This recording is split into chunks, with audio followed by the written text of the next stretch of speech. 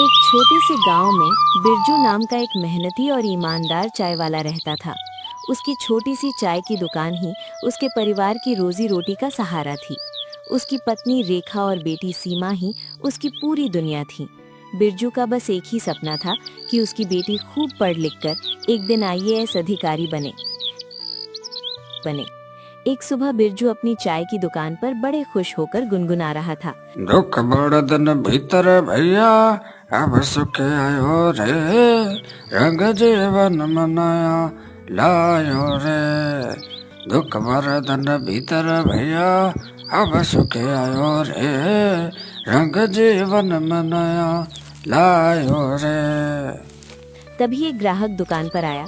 अरे क्या बात है भैया, आज बड़े खुश नजर आ रहे हो। अरे भैया कोई खास बात नहीं, मेरी बेटी सीमा आईएएस की तैयारी कर रही थी। उसका पहला एग्जाम बहुत अच्छे अंकों से पास हो गया है। बस उसी की खुशी मना रहा हूँ। अरे वाह, बहुत बहुत बधाई हो भैया। बहुत बहुत धन्यवाद भैया। बस भगवान से यही प्रार्थना है कि मेरी बेटी एक दिन बड़ी अधिकारी बने। ग्राहक चाय पीकर वहां से चला जाता है। थोड़ी देर बाद बिरजू अपनी दुकान बंद करके घर जाता है। घर पहुंचते ही वो देखता है कि सीमा अपनी किताबों में पूरी तरह डूबी हुई पढ़ाई कर रही है। ये देखकर उसके चेहरे पर मुस्कान आ जाती है। अरे भगवान, जरा एक गिलास पानी तो पिला दो, बहुत तेज प्यास लगी है। जी, अभी लाई। रेखा पानी लेकर आती है। पानी पीने के बाद बिरजू फिर से अपनी चाय की दुकान की ओर निकल पड़ता है। लेकिन किस्मत को कुछ और ही मंजूर था। बिरजू सड़क पार कर ही रहा होता है कि तभी तेज रफ्तार से आ रहा एक बड़ा कार उसे जोरदार टक्कर मार देता है। बिरजू कई फीट दूर जाकर सड़क पर गिर जाता है। उसके शरीर से बहुत ज्यादा खून बहने लगता है। आसपास के लोग दौड़कर आते हैं, लेकिन तब तक बहुत देर हो चुकी होती है। कुछ ही मिनटों में बिरजू की वहीं मौत हो जाती है। गांव के कुछ लोग उसकी लाश को लेकर उसके घर पहुंचते हैं। जैसे ही रेखा अपने पति को उस हालत में देखती है, वो जोर जोर से रोने लगती है। अरे, आपको क्या हो गया? आप हमें छोड़कर क्यों चले गए? अब आपके बिना मेरा और सीमा का क्या होगा? माँ, आप हिम्मत रखिए। जो होना था वो हो गया। होनी को कोई नहीं टाल सकता। पूरा घर मातम में डूब जाता है। समय धीरे धीरे बीतने लगता है। कई दिनों तक घर में किसी का मन किसी काम में नहीं लगता। रेखा हमेशा उदास रहने लगी। दूसरी तरफ घर का राशन और पैसे भी खत्म होने लगे। एक दिन सीमा घर की खाली डिब्बियां देखकर सोचने लगी, ऐसे नहीं चलेगा, मुझे कुछ न कुछ करना ही होगा। अगर मैंने हिम्मत नहीं की तो घर कैसे चलेगा? अगले ही दिन सीमा एक बहुत बड़ा फैसला लेती है। वो अपनी आईएएस की तैयारी के साथ साथ अपने पिता की चाय की दुकान संभालने लगती है। उसी दौरान एक दिन एक ग्राहक दुकान पर आता है। अरे दीदी, एक बढ़िया सी गर्मा गर्म चाय बना दो। जी भैया, अभी लाती हूँ। चाय बनाते समय ग्राहक की नजर काउंटर पर रखी आईएएस की किताबों पर पड़ती है। अरे दीदी, ये किताबें किसकी हैं? जी भैया, ये मेरी ही है। मैं आईएएस की तैयारी कर रही हूँ। मेरा पहला एग्जाम बहुत अच्छे नंबरों से पास हुआ है। अब इंटरव्यू की तैयारी कर रही हूँ। ग्राहक हैरान होकर, अरे वाह दीदी, पहली बार में इतने अच्छे नंबर। बहुत कम लोग ऐसा कर पाते हैं। लेकिन आप यहाँ चाय क्यों बेच रही हो? घर जाकर आराम से पढ़ाई करो। भैया, ये दुकान मेरे पिताजी की है। कुछ समय पहले उनका इसी सड़क पर एक्सीडेंट हो गया था। उनके जाने के बाद घर में कमाने वाला कोई नहीं बचा। इसलिए अब मैं पढ़ाई के साथ साथ यही दुकान भी चलाती हूँ, ताकि घर का गुजारा हो सके। ग्राहक की आंखें नम हो जाती हैं। वो चाय का पैसा देता है और सीमा की मेहनत को सलाम करते हुए वहां से चला जाता है। सीमा हर रोज सुबह जल्दी उठती, घर का काम करती, अपनी माँ का ध्यान रखती और फिर चाय की दुकान खोल देती। पूरे दिन वो लोगों को चाय पिलाती और जैसे ही थोड़ा सा समय मिलता, अपनी आईएएस की किताबें निकालकर पढ़ने बैठ जाती। धीरे धीरे पूरे गांव में ये बात फैल गई कि चाय वाले बिरजू की बेटी आईएएस की तैयारी कर रही है। रोज कई ग्राहक उसकी दुकान पर आते और उसकी किताबों को देखकर वही सवाल पूछते। शाबाश बेटी, मेहनत करती रहो। भगवान एक दिन तुम्हारी मेहनत में जरूर रंग लाएगा। सीमा मुस्कुराकर सबका धन्यवाद करती और फिर अपनी पढ़ाई में लग जाती। लेकिन हर इंसान एक जैसा नहीं होता। कुछ लोग ऐसे भी थे जिन्हें सीमा का सपना बिल्कुल पसंद नहीं आता था।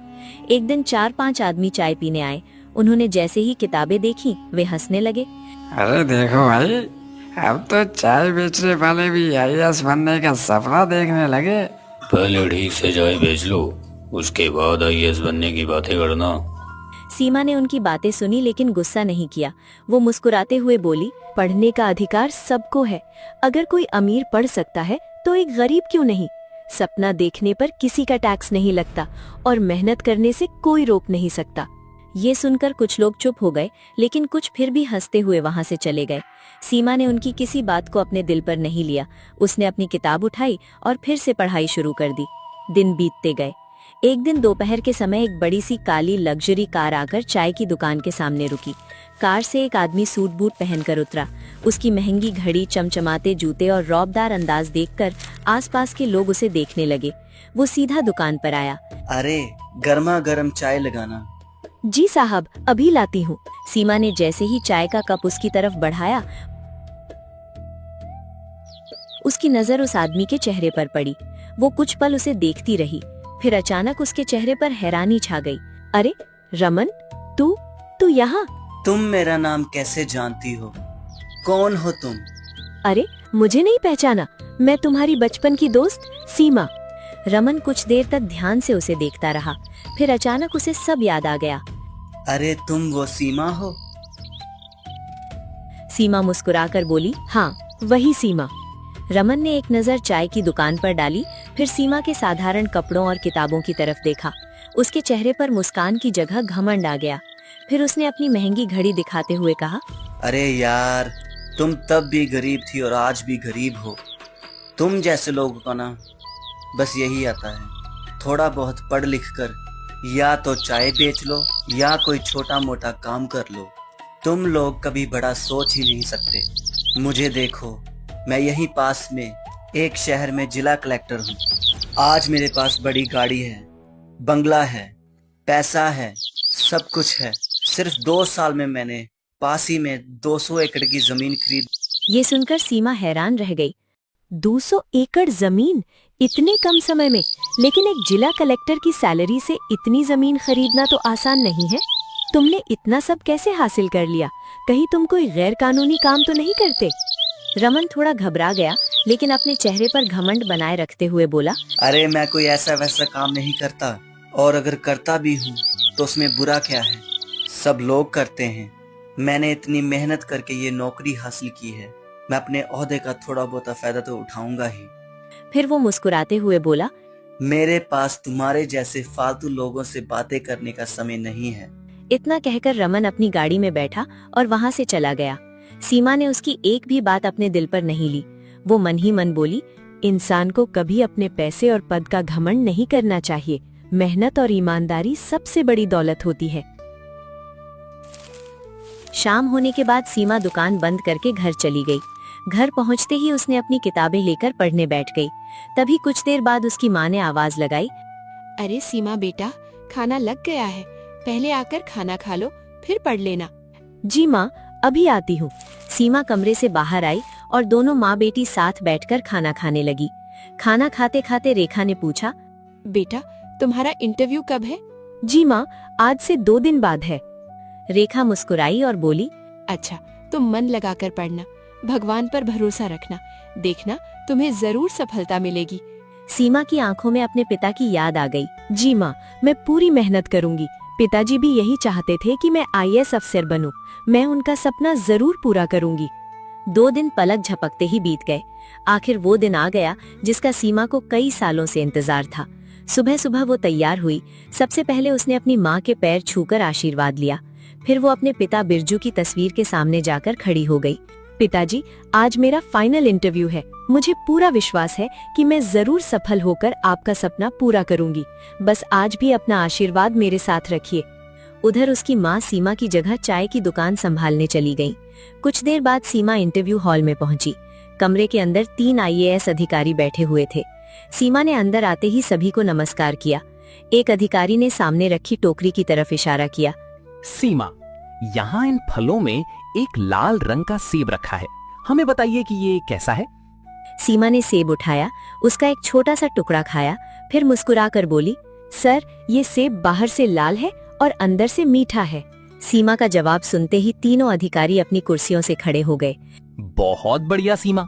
ज्यादातर उम्मीदवार सिर्फ इतना कहते हैं कि सेब लाल है, लेकिन आपने बिना परखे कोई जवाब नहीं दिया।